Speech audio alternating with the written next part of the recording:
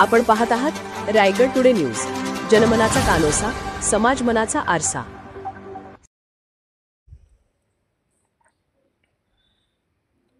औद्योगिक प्रशिक्षण संस्था नागोठाणे येथे भारतीय व्यवसाय परीक्षेचा निकाल जाहीर।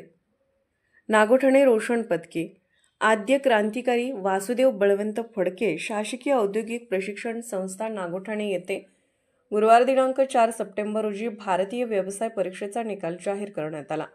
त्यामध्ये संस्थेतून एकूण 354 प्रशिक्षणार्थी वेगवेगळ्या व्यवसायाच्या परीक्षेमध्ये बसले होते। त्यापैकी 347 प्रशिक्षणार्थी चांगल्या मेरिटने पास झाले आहेत। त्याचप्रमाणे पूर्ण संस्थेचा निकाल सरासरी 98.2% असा लागला आहे।